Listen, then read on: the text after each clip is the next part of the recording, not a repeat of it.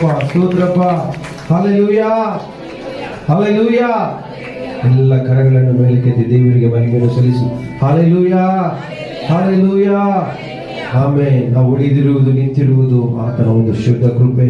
ಈ ಬೆಳಗಿನ ಸಮಯದಲ್ಲಿ ಎಲಿಯನ ದೇವನೇ, ಆತನು ಇಳಿಯುವ ದೇವರು, ನಮ್ಮ ಮಧ್ಯದಲ್ಲಿ ಚಲಿಸುವ ದೇವರು.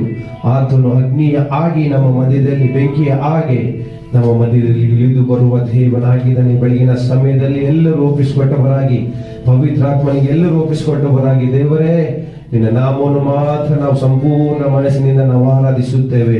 ಪೂರ್ಣ ಬಲದಿಂದ ನಿನ್ನ ನಾಮವನ್ನು ಮಾತ್ರ ನಾವು ಆರಾಧಿಸುತ್ತೇವೆ.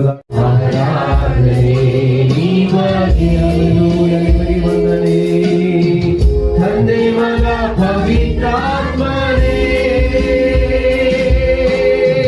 ನಾ ಮಾಡುವೆ ಆರಾಧನೆ. ನೀ ಪರಿಶುದ್ಧ, ನೀ ಪರಿಶುದ್ಧ, ಇಮ್ಮಾನುವೇಲನೇ.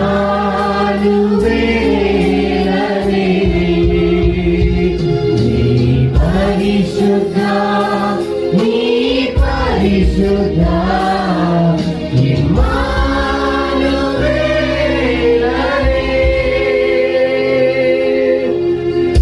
ಎಲ್ಲೋ ನಮ್ಮ ದೇವನೇ ಆರಾಧನೆ, ನಿರಂತರ ದೇವನೇ ಆರಾಧನೆ. ಎಲ್ಲೋ ನಮ್ಮ ದೇವನೇ ಆರಾಧನೆ, ನಿರಂತರ ದೇವನೇ ಆರಾಧನೆ. ನಿತ್ಯ ದೇವರು ನೀನೇ, ಮಹಾಪರಿಶುದ್ಧರಾಜನಿಗೆ.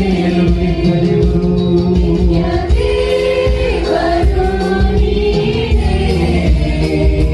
ಮಹಾಪರಿಶುದ್ಧರಾಜನಿಗೆ. ಎಲ್ಲರೂ ನೀ ಪರಿಶುದ್ಧ, ನೀ ಪರಿಶುದ್ಧ, ಎಲ್ಲೋ ನಮ್ಮ ದೇವನೇ. ಎಲ್ಲರೂ ನೀ ಪರಿಶುದ್ಧ, ನೀ ಪರಿಶುದ್ಧ, ಎಲ್ಲೋ ನಮ್ಮ ದೇವನೇ. Hallelujah hallelujah. ಆರಾಧನೆ ಕರ್ತನಿಗೆ. Hallelujah hallelujah. ಆರಾಧನೆ ರಾಜನಿಗೆ. Hallelujah hallelujah. ಆರಾಧನೆ ಕರ್ತನಿಗೆ. ಸ್ತೋತ್ರ ಸ್ತೋತ್ರ యేసయ్య, ಸ್ತೋತ್ರ ಸ್ತೋತ್ರ యేసయ్య. ಎಲ್ಲರೂ ಸ್ತೋತ್ರ ಹೇಳುವ ದೇವಾದಿ ದೇವರಿಗೆ ಸ್ತೋತ್ರ ಸ್ತೋತ್ರ యేసయ్య. ಸ್ತೋತ್ರ ಸ್ತೋತ್ರ యేసయ్య. ಸ್ತೋತ್ರ ಸ್ತೋತ್ರ యేసయ్య. ಸ್ತೋತ್ರ ಸ್ತೋತ್ರ యేసయ్య.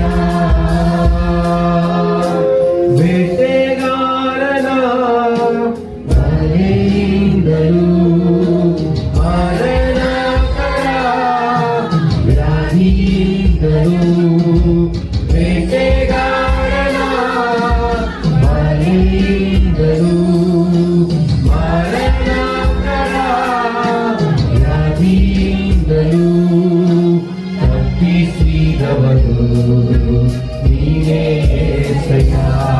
ನಮ್ಮ ಕಾಪಾಡಿದವನು ನೀನೇ యేಸయ్ಯ.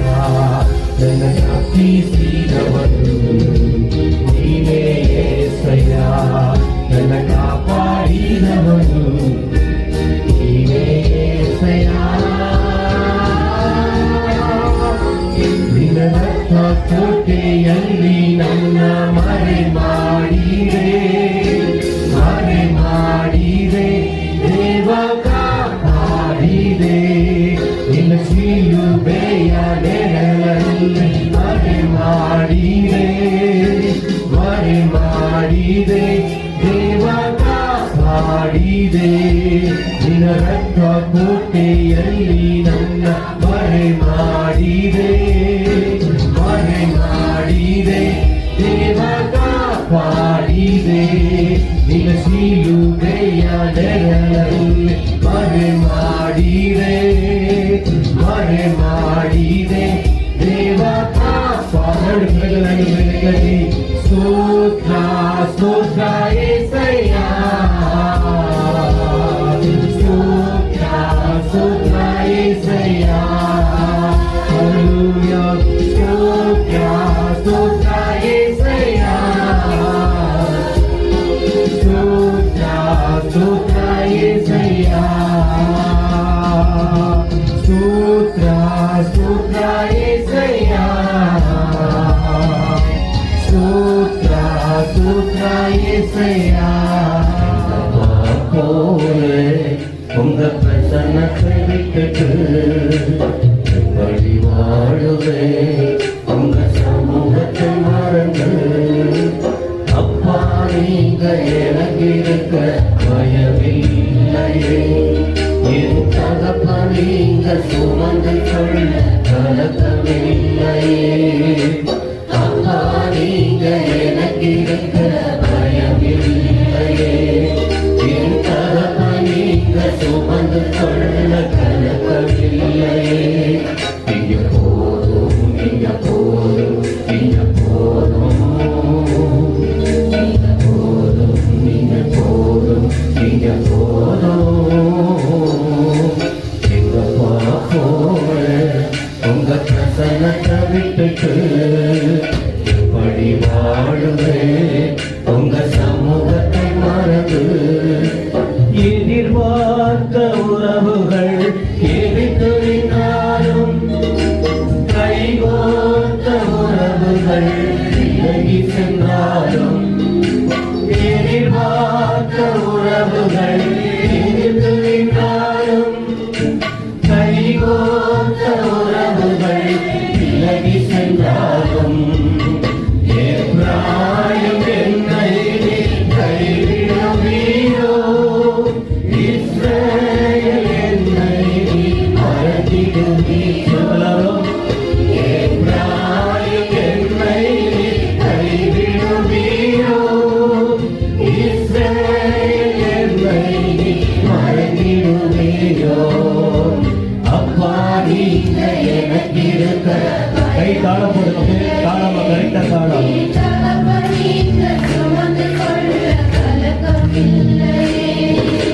அப்பா நீங்க எனக்கு இருக்க பயமில்லையே என் தகப்பா நீங்க சுமந்து கொள்ள கலக்கமில்லையே நீங்க போதும் நீங்க போதும் நீங்க போதும் நீங்க போதும் நீங்க போதும் நீங்க போதும் எங்கப்பா போவேன் உங்க பிரசன்னத்தை விட்டுட்டு எப்படி வாழுவேன் உங்க சமூகத்தை மறந்து நிந்தைகளும் அவமானங்களும் சூழ்ந்து நின்றாலும் கண்ணீரை எனக்கு தினம் உணவானாலும் நிந்தைகளும் அவமானங்களும் சூழ்ந்து நின்றாலும் கண்ணீரை எனக்கு தினம் உணவானாலும் கண்ணின் மணி என்னை காட்டிடுவீரே இடலுக்குள் என்னை மறைத்துக் கொள்வீரே கண்ணின் மணி என்னை காத்திடுவீரே கருத்தின் இடலுக்குள் என்னை மறைத்துக் கொள்வீரோம் அப்பா நீங்க எனக்கு இருக்க பயமில்லை என் தகப்பா நீங்க சுமந்து கொள்ள கலக்கமில்லையே அப்பா நீங்க எனக்கு இருக்க பயமில்லையே என் தகப்பா நீங்க சுமந்து கொள்ள கலக்கமில்லையே நீங்க போதும் நீங்க போதும் நீங்க போதும் நீங்க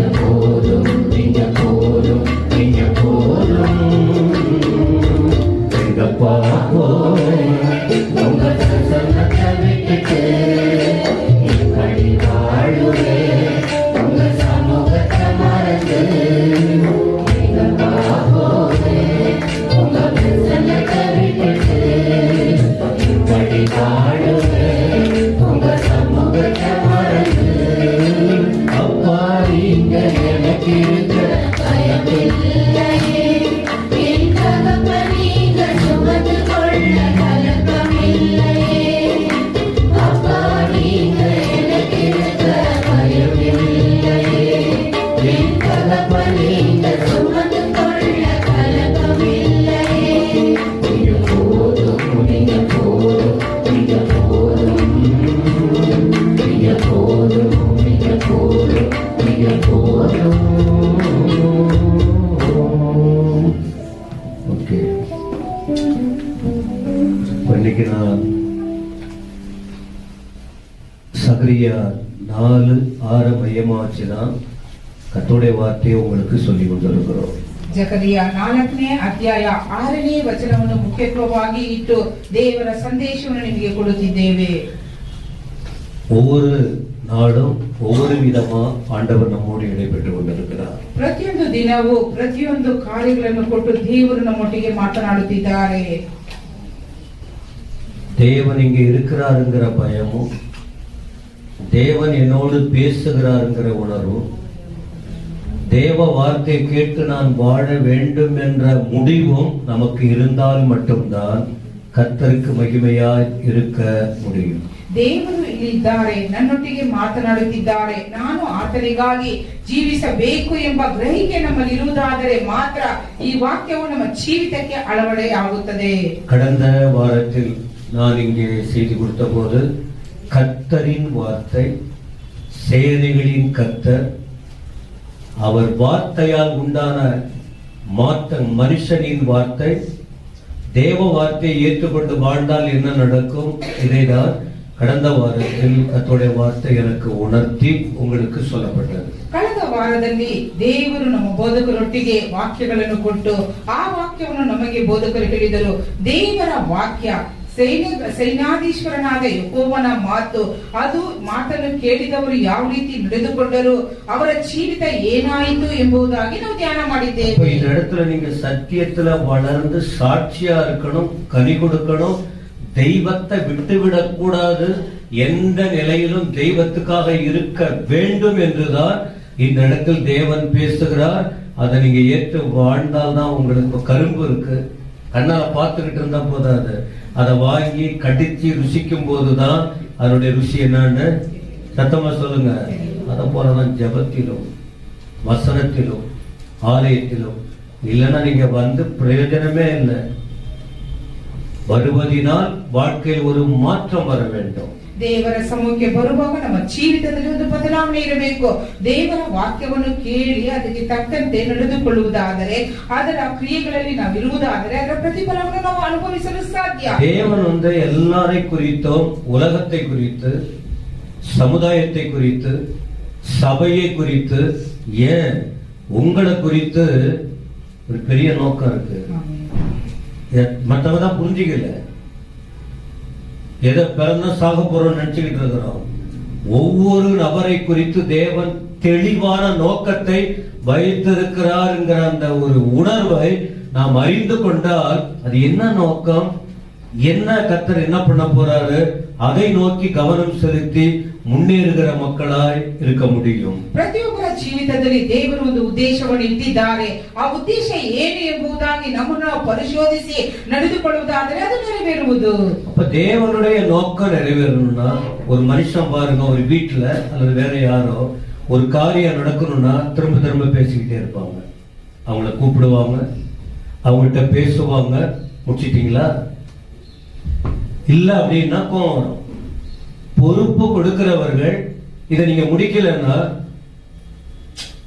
என்னது, அத போல சில வீட்லயும் சரி வெளியிலயும் சரி, அப்போ உலகத்திலேயே அத போல ஒரு காரியத்தை முடிக்கணும்னு திட்டமிட்டு குறித்த நாள்ல முடிக்கணும்னு சொல்லும் போது, பரலோக தேவன் கூட அவர் திட்டத்தை நமக்கு வைத்து நம்மை கொண்டு செய்யணும்னு அவர் உணர்த்தி கொண்டிருக்கிறார்.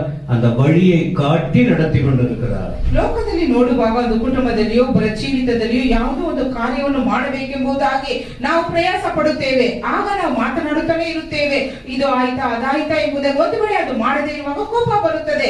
ಆ ರೀತಿ ಲೋಕದ ಕಾರ್ಯಗಳಲ್ಲಿ ಆ ರೀತಿ ಇರುವಾಗ, ಪರಲೋಕ ದೇವರು ನಮ್ಮ ಜೀವಿತಗಳಲ್ಲಿ ಒಂದು ಉದ್ದೇಶವನ್ನು ಇಡುವಾಗ ನಾವು ಅದನ್ನು ಮಾಡಿ ಮುಕ್ತಾಯಪಡಿಸಬೇಕಾಗಿರುತ್ತದೆ. நம்ம ஆண்டவரை அறிந்தோம், வசனத்தை கேட்டோம், ரட்சிக்கப்பட்டுட்டோம். ஆண்டவர் அப்படியே விடலையே, திரும்ப திரும்ப வாரம் முழுவதும் பேசிக்கிட்டு இருக்காரு. கூட்டங்களை வச்சு பல நிலைகளில் ஆலயத்துக்கு வர சொல்லி இருக்காரு, அவரே வர சொல்லி இருக்காரு, ஓய்வு நாளை மீறாதீங்கன்னு.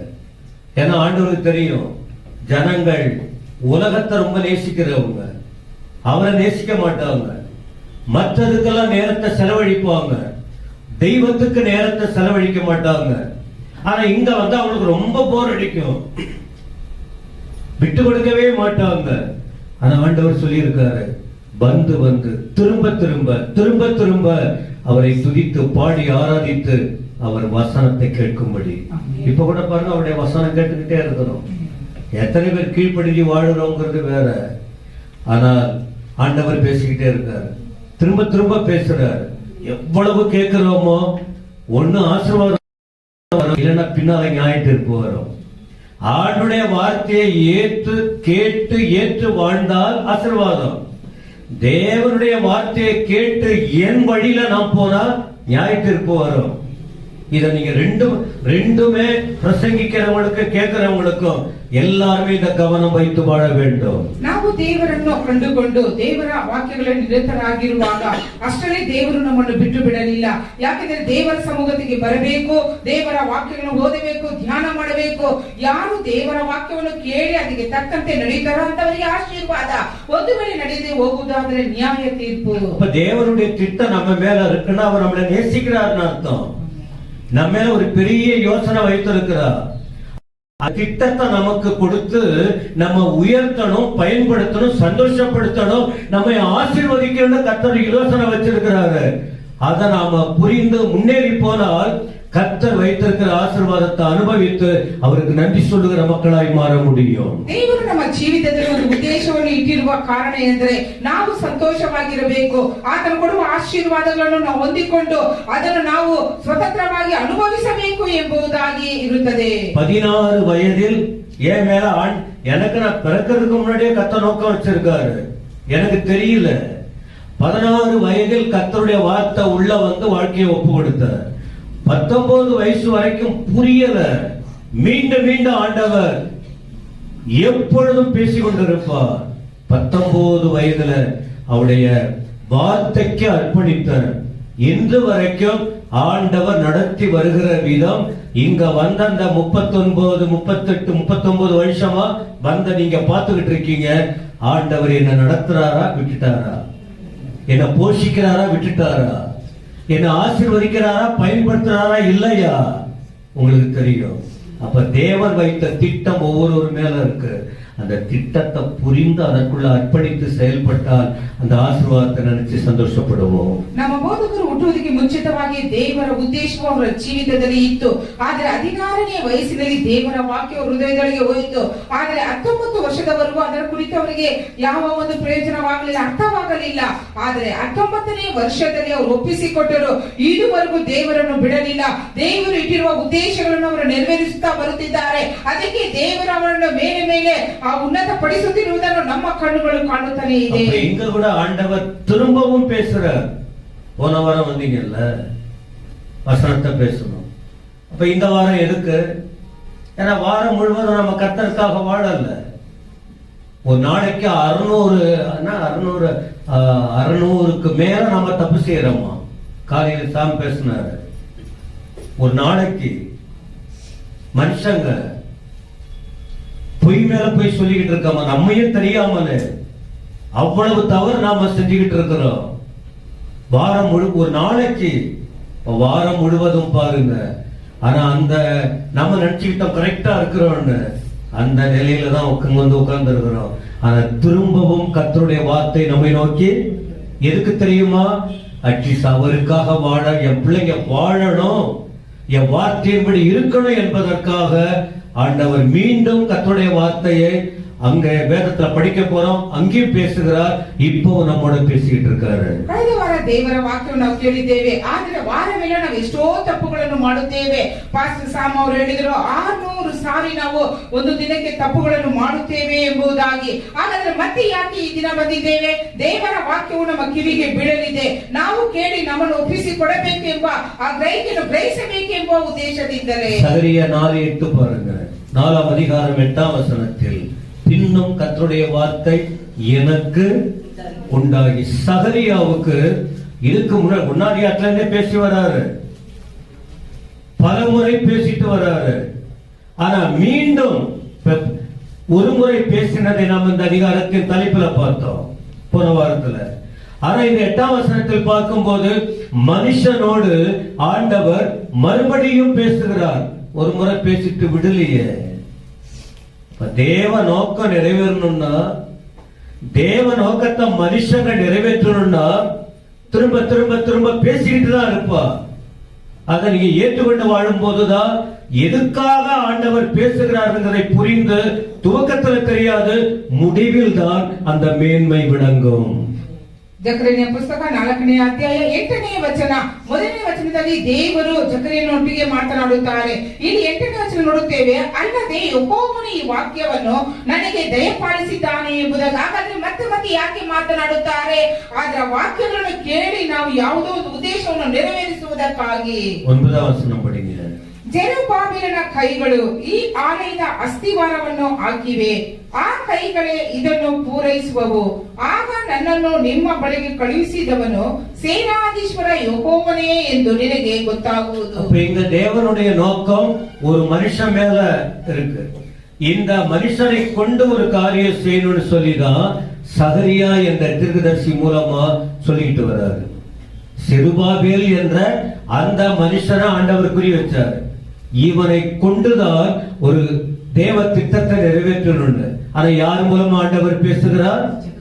அப்ப ஊழியர்கள் மூலமா உங்களை கொண்டு ஆண்டவர் ஏதோ செய்யணும்னு விரும்பும் போது யார் மூலமா கர்த்தர் பேசிக்கிட்டு இருக்காரு?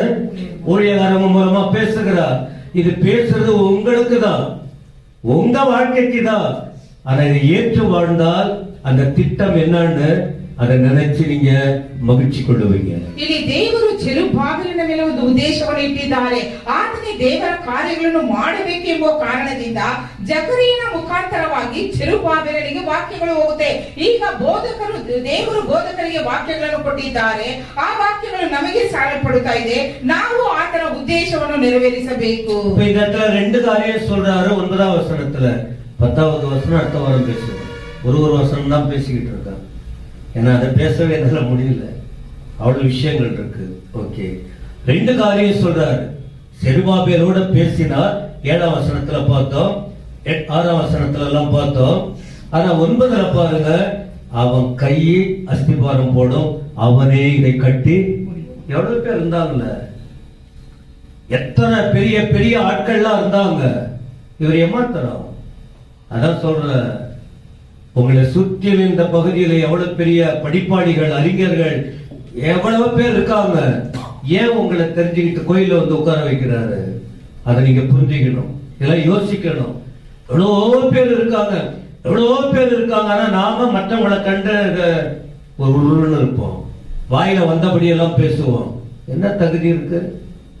செருபாபேல அழைச்சிட்டு வர்றது, அவரை கொண்டு செய்யணும். தீர்க்கதரிசி மூலமா பேசுறாருன்னா அப்படி என்ன பெரிய சிறப்பாயிடுச்சு மனுஷன். அப்ப நாம யோசிக்கணும், நம்ம எவ்வளவு தவறு செஞ்சிருப்போம், புரியாத எப்படி வாழ்ந்திருப்போம். ஆனா உங்களை கொண்டு வந்து கர்த்தர் பேசிக்கிட்டு இருக்காரு, உங்களை கொண்டு ஏதோ செய்ய வேண்டும் என்று. சொல்லுங்க ஆமென். ஏதோ செய்யணும். அததான் கர்த்தர் உணர்த்தும் போது நாம ஆண்டுகிட்ட கேட்கணும், நான் என்ன செய்ய வேண்டும். எப்படியே இருந்துட்ட சரி, ஆனா திரும்ப திரும்ப என்னோட நீங்க பேசுறீங்க, நான் என்ன செய்யணும்? அந்த அளவுக்கு நம் இதயங்கள் ಆಯತ್ತಪಡ வேண்டும். ಇಲ್ಲಿ ಜೆರುಬ್ಬಾಬೆಲನು ದೇವರ ಉದ್ದೇಶವನ್ನು ನೆರವೇರಿಸಬೇಕೆಂಬುದಕ್ಕಾಗಿಯೇ ಜಕರಿಯ ಪ್ರವಾದಿ ಮುಖಾಂತರವಾಗಿ ಮಾತು ಬಂತು. ಈ 9ನೇ ವಚನದಲ್ಲಿ 2 ವಾಕ್ಯಗಳು ಬರೆಯಲ್ಪಟ್ಟಿದೆ. ಅವನ ಕೈಗಳೇ ಈ ಆಲಯದ ಅಸ್ಥಿವಾರವನ್ನು ಹಾಕಿವೆ, ಆ ಕೈಗಳೇ ಅದನ್ನು ಪೂರೈಸುವವು ಎಂಬುದಾಗಿ. ಹಾಗಾದರೆ ದೇವರು ನಮ್ಮ ಮೇಲೆ ಒಂದು ಉದ್ದೇಶ ಇಟ್ಟಿದ್ದಾರೆ. ಎಷ್ಟೋ ಜನರು ಇದ್ದಾರೆ, ಆದ್ರೆ ಯಾಕೆ ನಮ್ಮನ್ನು ಆರಿಸಿಕೊಂಡಿದ್ದಾರೆ? ಆತನ ಉದ್ದೇಶವನ್ನು ನೆರವೇರಿಸುವುದಕ್ಕಾಗಿ. ஒரு காரியத்தை தலையிட்டால் கடைசி வரைக்கும் அதை செய்து முடிக்கணும். தடங்க வரும், விட்டுட்டு ஓடக்கூடாது. அப்போ அவங்க யார் தெரியுமா? பொறுப்பு இல்லாத ஆளுங்க. என்ன தகுதியை பார்த்து செருபாபேல ஒன்னு அழைத்தேன், இப்ப பிரச்சனை வந்து விட்டுட்டு ஓடுனா அப்ப என்னத்தை சாதிக்க போறாங்க? ஆனா ஆண்டவர் சொல்றாரு, எல்லாம் வரும். என்னைக்கு பொறுப்பு கொடுக்கப்படும், எந்த பொறுப்பாவது பிரச்சனை வரும், யாரையும் கண்டு ஓடக்கூடாது. அதை செஞ்சு முடிக்கிறவன் தான் மனுஷன். அதுல உண்மையா இருக்கிறவன் தான் உண்மையான தேவ மனுஷி. விட்டுட்டு ஓடுறவங்க அவ்வளவுதான். அது நீங்களே புரிஞ்சுக்கணும். மற்றதை காரணம் காட்டி மற்றவர்களுக்காக எனக்கு கொடுத்த சிறப்பு, எனக்கு கொடுத்த மேன்மை இப்படி கிடைச்ச ஆண்டவரை அதை நினைச்சு ஒப்பு கொடுக்கணும். இங்க இந்த மனுஷனை பத்தி ஆண்டவர் சொல்றாரு, அவனை வச்சுதான் தொடங்குவன், அவன் அதை செய்து முடிப்பார் என்று. அப்ப அத போல நாம இங்க பேசுறாரு, என்னை கொண்டு என்ன செய்ய போறீங்க? அப்ப நான் அதை செஞ்சு முடிக்கணும். என் மூச்சு இருக்கிற வரைக்கும் யார் என்ன சொன்னாலும் விலக மாட்டேன், என் தேவனுக்காக செய்து முடிப்ப என்ற உணர்வுக்கு அர்ப்பணிக்க வேண்டும். விலகுதா விலகலையே அந்த வார்த்தைங்க? சொல்லுங்க. விட்டுட்டு ஓடுங்க. மற்றவங்களுக்காக கர்த்தருடைய வார்த்தையை விட்டுட்டு விலகுங்க. அப்படின்னா விலகி இருந்தா இத்தனை வருஷம் இருந்திருக்க மாட்டேங்க. புரியதுக்காக இதை அப்பப்போ சுட்டி காட்டுறேன். ದೇವರು ಜವಾಬ್ದಾರಿಕೆಗಳನ್ನು ನಮ್ಮ ಪ್ರತಿಯೊಬ್ಬೊಬ್ಬರಿಗೂ ಕೊಡುತ್ತಾರೆ. ನಾವು ಸಮಸ್ಯೆಗಳನ್ನು ನೋಡಿ, ಪರಿಸ್ಥಿತಿಗಳನ್ನು ನೋಡಿ ಅದನ್ನು ಬಿಟ್ಟು ದೂರ ಓಡಿ ಹೋಗಬಾರದು, ಮತ್ತೊಬ್ಬರನ್ನು ನೋಡಬಾರದು. ಇಲ್ಲಿ ಜೆರುಬ್ಬಾಬೆಲನಿಗೆ ಜವಾಬ್ದಾರಿಕೆ ಕೊಡುತ್ತಾರೆ, ಆತನೇ ಪ್ರಾರಂಭ ಮಾಡುತ್ತಾನೆ, ಅದನ್ನು ಕಟ್ಟಿ ಮುಕ್ತಾಯ ಮಾಡುತ್ತಾನೆ. சரி, என்னது சகரியாவை பற்றி ஃபுல்லா படிக்கல. அது நான் சொன்னேன், இன்னும் 20 வருஷம் 30 வருஷம் கர்த்தர் எனக்கு ஆயுஷ் நாளை கொடுத்தால், அவருடைய வருகை தாமதிக்குமானால், வார்த்தையா இதுவரைக்கும் பேசிக்கிட்டு இருக்கோம், இன்னும் வார்த்தையா ஒவ்வொரு மனுஷனை பற்றி சொன்ன சமயமே போதாது. அப்படிப்பட்ட விஷயம் வேதத்துல இருக்கு. அப்படின்னா இந்த செருபாபேல் யார்? இப்ப கேட்டா சொல்லுவீங்களா? என்ன யாராவது? ஆமா, இவங்க அப்பா பேர் அது, இந்த ஊராவன், இவனை கொண்டு என்ன நடந்தது சொல்லுவீங்களா? இப்போ சத்தமா சொல்லுங்க. அததான் சொல்ல போறேன். ಈ ಜೆರುಬ್ಬಾಬೆಲನನ್ನು ಕುರಿತು ಕೇಳುವಾಗ ನಾವು ಉತ್ತರ ಕೊಡಲು ಸಾಧ್ಯನಾ? ಇಲ್ಲ. ಈಗ ನಮ್ಮ ಬೋಧಕರು ಅದನ್ನು ತಿಳಿಯಪಡಿಸುತ್ತಾರೆ. யார் இந்த செருபாபேல்? ஏன் இந்த பொறுப்பெல்லாம் ஏன் வரணும்? இவர் செஞ்சாரா விட்டுட்டாரா? இது வரைக்கும் சொல்லிக்கிட்டு இருந்தோம் பாருங்க. இந்த மனுஷனை கர்த்தர் தெரிந்து பேர் சொல்லி அழைச்சிருக்கிறார். தீர்க்கதரிசி மூலமா பெயர் சொல்லி அழைத்திருக்கிறார். அப்ப பெயர் சொல்லி அழைத்து நம்பிக்கையோடு பொறுப்பு கொடுத்த போது இந்த மனுஷன் செஞ்சாரா விட்டுட்டு போயிட்டாரா என்பதை அந்த சரித்திரம் போல சில வார்த்தை சொல்லிட்டு ಮುಚ್ಚಿರುವುದು. ಈ ಜೆರುಬ್ಬಾಬೆಲನು ಯಾರು? ದೇವರು ಆತನಿಗೆ ಜವಾಬ್ದಾರಿಕೆ ಕೊಡಲು ಕಾರಣವೇನು? ಕೊಟ್ಟ ನಂತರ ಆತನು ಮಾಡಿ ಮುಗಿಸಿದರ ಎಂಬುದಾಗಿ ಕೆಲವು ವಿಷಯಗಳನ್ನು ಧ್ಯಾನ ಮಾಡಲಿದ್ದೇವೆ. இந்த செருபாபேல் யாருன்னா யூதாவின் வம்சத்தை சேர்ந்தவர். யூதா வம்சம் அல்லது தாவீதின் வழி வந்தவர். தாவீது யாரு? யூதா வம்சம். அப்படின்னா நிறைய பேர் இருந்தாங்க. ஆண்டவர் யூதர்களை தெரிந்து கொண்டார். அதுல ஒரு முக்கியமான வழியில வந்ததான மனுஷன் தான் யாரு? செருபாபேல். ಈ ಜೆರುಬ್ಬಾಬೆಲನು ಯಾರಂದ್ರೆ ದಾವೀದನ ವಂಶದಲ್ಲಿ ಯಹೂದನಿದ್ದರು. ಆತನ ಒಂದು ಮಾರ್ಗದಲ್ಲಿ ಬಂದಂತವನೇ ಜೆರುಬ್ಬಾಬೆಲನು. செருபாபேல்னா என்ன பேருக்கு அர்த்தம் சொன்ன போன வாரத்துக்கு முன்னாடி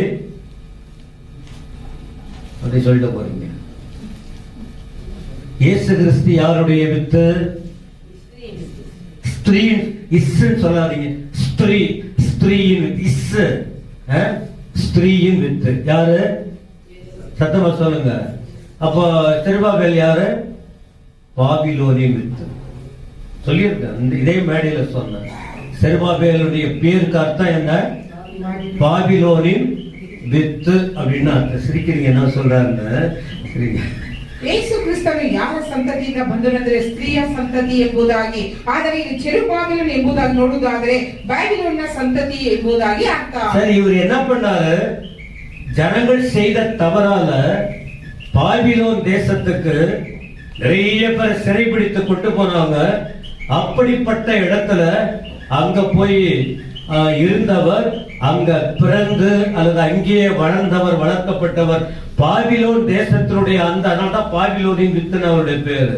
பாபிலோன்ல போயிட்டு அந்த அடிமை வழியில அவர் பிறந்து வளர்ந்து ಉರುವಾಕಪಟ್ಟವರು. ಈ ಬಾಬಿಲೋನ್ ಈ ಒಂದು ಜೆರುಬಾಬೆಲನು ಸರಿಯಾಗಿ ಹೋಗಿ ಜನರು ಮಾಡಿದ ತಪ್ಪುಗಳಿಗಾಗಿ ಎಲ್ಲರೂ ಸರಿಯಾಗಿ ಹೋದರು ಬಾಬಿಲೋನ್ ದೇಶಕ್ಕೆ. ಅಲ್ಲಿ ಹುಟ್ಟಿ ಬೆಳೆದು ಬಂದಂತ ಮನುಷ್ಯ ಜೆರುಬಾಬೆಲನು. அப்போ அந்த ஆண்டவர் அங்கிருந்து விடுதலை கொடுத்து ஒரு ஆலயம் கட்டணும்னு விரும்புறார். ஆலயம் கட்டணும்னு விரும்புறார். அந்த நேரத்துல இந்த செருபாபேல தான் இவனை ஒரு தலைவனா தெரிந்தெடுத்து, ஒரு தலைவனா முக்கியமானவனா தெரிந்து இவன் மூலம் பல ஜனங்களை வழிநடத்தி வருவதற்கு தேவன் இந்த செருபாபேலை தெரிந்து கொண்டார் என்று வேதத்தில் படிக்க முடியும். ಆ ಒಂದು ಸರಿಯಾಗಿ ಓದಂತವರು ಬಿಡುಗಡೆಯಾಗಿ ಬಂದು ಈ ಒಂದು ಜೆರುಬಾಬೆಲನು ಮುಖ್ಯಸ್ಥನಾಗಿದ್ದು ಜನರನ್ನು ಒಳ್ಳೆಯ ರೀತಿಯಲ್ಲಿ ನಡೆಸುವುದಕ್ಕೆ ಒಬ್ಬ ನಾಯಕನಾಗಿ ಇರಬೇಕೆಂಬುದಾಗಿ ಆರಿಸಿಕೊಂಡಂತ ಮನುಷ್ಯ யாருன்னு புரிஞ்சுக்கணும்னா இந்த 3 வசனத்தை குறிச்சுங்க. 1 நாளாகமம் 3:19, ஃபர்ஸ்ட் கிரானிக்கல் 3:19. அதுல சில குறிப்பு இருக்கும். ಒಂದು ಪೂರ್ವಕಾಲ ವೃತ್ತಾಂತ ಪುಸ್ತಕ 3ನೇ ಅಧ್ಯಾಯ 19ನೇ ವಚನ. மேத்யூ 1:12, மத்தேயு 1:12. இதுல படிச்சு பாருங்க, அந்த வம்ச வழியில இவருடைய பேர் அங்க குறிப்பிடப்பட்டிருக்கும். மத்தேயு 1:12. ಮತ್ತಾಯನು ಬರೆದ ಸುವಾರ್ತೆ 1ನೇ ಅಧ್ಯಾಯ 12ನೇ ವಚನ. லூக்கா 3:27. எல்லாம் வம்ச வழி, அதாவது ஆபிரகாமின் குமாரன், தாவீதின் குமாரன், இப்படி எல்லாம் அந்த வம்சம் வரும். இந்த வழியில, இந்த பரிசுத்த வழியில, இந்த தலைவர்கள், இந்த ராஜாக்கள் வழியில வந்த பெயருக்குட்பட்டவன் தான் இந்த செருபாபேல். ಲೂಕನು ಬರೆದ ಸುವಾರ್ತೆ 3ನೇ ಅಧ್ಯಾಯ 27ನೇ ವಚನ. ಇದರಲ್ಲಿ ನಾವು ಓದುವಾಗ ವಂಶಾವಳಿಗಳ ಕುರಿತು ಬರೆಯಲ್ಪಟ್ಟಿದೆ. ಆಗ ಈ ಅರಸರ ಒಂದು ಸಂತತಿಯಿಂದ ಬಂದಂತವರು ಎಂಬುದಾಗಿ ಹೇಳುವಾಗ ಇವರ ಕುಮಾರನು ಎಂಬುದಾಗಿ ಬರೆಯಲ್ಪಟ್ಟಿದೆ. இந்த வார்த்தை எத்தனை பேருக்கு விளங்குனது சொல்லுங்க. இப்ப ஏற்கனவே இந்த இவங்களை ஆண்டவர் ஆயத்தப்படுத்துறார். தேவன் ஏற்கனவே ஒரு ஆயத்தப்படுத்தி ஒரு பெரிய திட்டத்துக்காக ஒரு தலைவனாக மேல இவங்க தாத்தா யாருன்னா யோயாக்கீம் அப்படின்னு பேர் இருக்கும். யோயாக்கீம் அப்படின்னா எசேக்கியா ராஜா எல்லாம் இருக்கு பாருங்க. இந்த வழியில வந்தவர் தான் இவனும் ஒரு தலைவனாக, ஆளுநராக மேல கொண்டு வந்திருக்காரு. ಈತನ ತಂದೆ ಯಾರು ಎಂಬುದಾಗಿ ನೋಡುವುದಾದ್ರೆ ಯೆಹೋಯಾಕೀನ್ ಎಂಬುದಾಗಿ. ಹಾಗಾದ್ರೆ ಅದಕ್ಕೆ ಮುಂಚಿತವಾಗಿ ಅವರ ತಂದೆ ಹೆಸರುಗಳು ಈ ರೀತಿಯಾಗಿ ಆತನ ಸಂತತಿಯಿಂದ ಬಂದಂತ ಒಬ್ಬ ಮನುಷ್ಯನು. சரி, இந்த செருபாபேல் வருவதற்கு காரணம் என்ன? ஆலயம் கட்டப்பட வேண்டும். எங்க? எருசலேமில் ஆலயம் கட்டப்பட வேண்டும். இந்த ஆலயம் கட்டுறதுக்கு அங்க இவன் தலைமை கீழதான் ஒரு கூட்டம் ஆலயத்துல கட்டணுங்கிற ஒரு தீர்மானம் இருக்கு. அதற்காக இவன் தெரிந்து கொள்ளப்பட்டவன். ಈತನ ಒಂದು ಕಾರ್ಯನು ಕಾರಣವೇನು ಎಂಬುದಾಗಿ ನೋಡುವುದಾದರೆ ಯೆರೂಸಲೇಮಿನಲ್ಲಿ ದೇವರ ಆಲಯವನ್ನು ಕಟ್ಟಬೇಕು. ಈತನ ನಾಯಕತ್ವದಲ್ಲಿ ಎಲ್ಲಾ ಜನರು ಸೇರಿ ಅದರ ಕಾರ್ಯವನ್ನು ನೆರವೇರಿಸಬೇಕು ಎಂಬುದಾಗಿ. ஆலயம் கட்டணும் பின்னாடி நான் சொல்ல நீங்க ஈஸியா புரிஞ்சுக்கலாம். இப்ப இந்த ஆலயம் கட்டணும்னு ஆண்டவர் யாருகிட்ட பேசியிருக்காரு? ஏற்கனவே கோரேஸ் என்ற பெர்சிய ராஜா, எல்லாம் சர்ச்சில் நான் பேசியிருக்காரு. கோரேஸ் அவன் பேரு. அவன் எந்த ராஜா? நம்ம இதுல சரித்திரத்துல படிக்கும் போது பெர்சியன்னா என்ன? தமிழ்ல பாரசீகம் படிச்சிருக்கீங்களா இல்லையா? பெர்சியானா அந்த பாரசீகம் நாம் படிச்சிருக்கேன். பெர்சியா, அந்த இடத்துல ஒரு ராஜா, அவனுடைய பேர் என்ன தெரியுமா? கோரேஸ். ಇಲ್ಲಿ ನಾವು ನೋಡುತ್ತೇವೆ ಇದು ಯಾವ ಒಂದು ಕಾಲದಲ್ಲಿ ಯಾವ ರಾಜ ಅಂದ್ರೆ ಕೋರೇಶ್ ರಾಜನು. ಈತನು ಯಾರಂದ್ರೆ ಪರ್ಷಿಯ ರಾಜನು.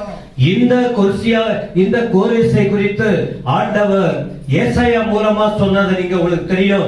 இந்த கோரேசனை அபிஷேகம் பண்ணு, இவன் மூலமா என்ன இவன் கட்டி எழுப்பக்கூடிய காரியம் இருக்கு, இவனை நான் பயன்படுத்துவேன்னு ஏசாயா 44:28 படிச்சு பாருங்க. தேவனுடைய திட்டம், ஒரு மனுஷனை தெரிந்துகிறாரு, ஒரு ராஜாவை தெரிஞ்சிருக்காரு, ஒரு காரியத்தை ஆண்டவர் செய்ய அந்த திட்டத்தை எப்படி தெளிவாக நடத்துகிறார். ஆண்டவர் ஒன்று யோசித்தால் யாரையும் ஆயத்தப்படுத்த முடியும் என்பதற்கு ஆதாரமா தேவன் எப்படி நடத்துறாருங்கிறத பார்க்க முடியும். 44:28 படித்து பாருங்க. அவன் புறஜாதி ராஜா, அவனை கூட கர்த்தருடைய வேலை நடக்கிறதுக்கு பயன்படுத்துறாரு. ಯೆಶಾಯ 44:28 ವಚನದಲ್ಲಿ ಕೋರೇಶ್ ರಾಜನನ್ನು ಕುರಿತು ಬರೆಯಲ್ಪಟ್ಟಿದೆ. ಆತನು ಮಂದೆಯನ್ನು ಕಾಯುವವನು, ಆತನು ಯೆರೂಸಲೇಮ್ ದೇವಾಲಯವನ್ನು ಕಟ್ಟುವವನು, ದೇವಸ್ಥಾನದ ಅಸ್ತಿವಾರ ಹಾಕಲ್ಪಡುವನು, ದೇವರ ಇಷ್ಟಾರ್ಥವನ್ನು ನೆರವೇರಿಸುವವನು ಎಂಬುದಾಗಿ ಬರೆಯಲ್ಪಟ್ಟಿದೆ. இப்ப இவர் எங்க இந்த கோரேசுக்கு சொல்லப்பட்டதை படியே இப்ப எருசலேமுக்கு வரணும். பாபிலோன் தேசத்திலிருந்து எருசலேமுக்கு வரணும். வந்தால்தான் ஆலயத்தை கட்ட முடியும். அப்ப இதை தலைமை தாங்கி நடத்துவதற்குரிய தலைவர், அதிபர் தான். பேர் என்ன? செருபாபೆಲ್. ಆದರೆ ಬಾಬೆಲ್ ದೇಶದಿಂದ ಈಗ ಯೆರೂಸಲೇಮಿಗೆ ಬರಬೇಕು, ದೇವರ ಆಲಯವನ್ನು ಕಟ್ಟುವುದಕ್ಕೆ.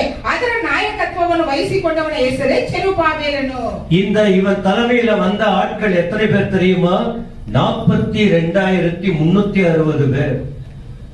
42,360 பேரை இத்தனை பேருக்கு தலைவனா இருந்து, ஒரு அதிபரா இருந்து, ஆண்டவர் சொன்ன வேலையை செய்வதற்காக அடிமையில் இருந்த மனுஷனை விடுதலையாக்கி தேவ திட்டத்தை நிறைவேற்றுவதற்கு, தேவனுடைய காரியத்தை செய்வதற்கு அங்கே கொண்டு வரப்படுகிறார். ಆದರೆ ಆತನ ಜೊತೆಯಲ್ಲಿ ಇದ್ದಂತ ಎಷ್ಟು ಜನರು ಎಂಬುದಾಗಿ ನೋಡುವುದಾದರೆ 42,360 ಜನರು. ಇವರಿಗೆ ಚೆರುಬಾಬೆಲನು ಒಬ್ಬ ನಾಯಕನಾಗಿದ್ದಾರೆ. ಆ ಸೆರೆಯಿಂದ ಬಿಡುಗಡೆಯಾಗಿ ದೇವರ ಉದ್ದೇಶವನ್ನು ನೆರವೇರಿಸುವುದಕ್ಕಾಗಿ ಬಂದವರು. இதுல ஒரு காரியம் சொல்ற, நாமும் பயங்கரமான பாவத்துல இருந்தோம். இப்ப இருக்கிறோமா என்னன்னு தெரியாது. ஆனா விடுவித்ததின் நோக்கம் என்ன தெரியுமா? இயேசுவின் ராஜ்யத்தை கட்டுவதற்கு, இயேசு பேரை சொல்றதுக்கு, ஆண்டவர் நாமத்தை மகிமைப்படுத்துறதுக்கு, அடிமைத்தனத்தில் கிடக்கிற மக்களுக்கு முன்பாக சாட்சியா இருந்து ஆண்டவரை பற்றி அவங்களுக்கு சொல்லி அவர்களை பரலோக ராஜ்யத்திற்காக கட்டி எழுப்புவதற்காக தான் நம்ம எல்லாரையும் தெரிந்தெடுத்து ஆலயத்துல கொண்டு வந்து நம்மோட பேசிக்கிட்டு இருக்காரு. ಯಾಕೆ ದೇವರು ನಮಗೆ ಒಂದು ರಕ್ಷಣೆಯನ್ನು ಬಿಡುಗಡೆಯನ್ನು ಕೊಟ್ಟಿದ್ದಾರೆ, ನಮ್ಮನ್ನು ರಕ್ಷಿಸಿದ್ದಾರೆ ಅಂದರೆ ನಾವೆಲ್ಲರೂ ಪಾಪಿಗಳಾಗಿದ್ದೇವೆ, ಭಯಂಕರವಾದ ಪಾಪಿಗಳು.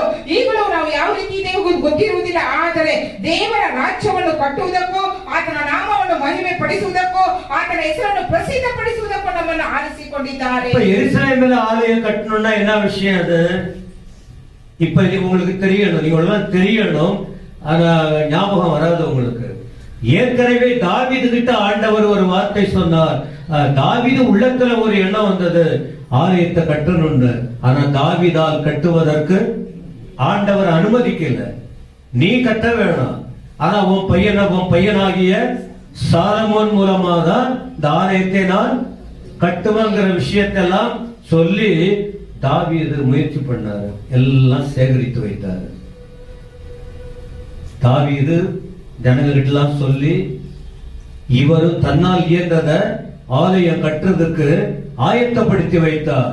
ஆனா சாலமோன் இப்ப அந்த ஆலயத்தை உலகத்திலேயே நல்லதொரு பெரிய ஆலயமா கர்த்தருடைய நாமத்துக்கு மகிமைக்காக எருசலேமிலே கட்டப்பட்டது.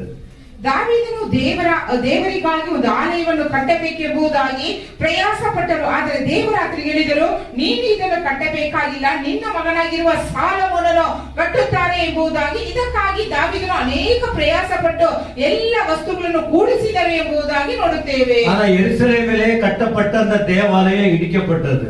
ஒரே வார்த்தையில் சொல்ற, ஏன்? ஜனங்களுடைய பாவம்.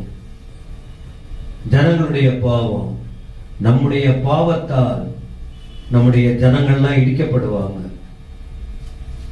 நாம தவறு செய்ய தேவ வார்த்தைக்கு கீழ்ப்படியாமல் போக யார் பார்க்க போறாங்க? நாங்க அப்படிதான் இருப்போம்னு சொன்னால் உங்களால நிறைய பேர் இடிக்கப்படுவாங்க. தேவன் அனுமதிப்பா, அதற்கு நம்மால ஈடுகட்ட முடியாது.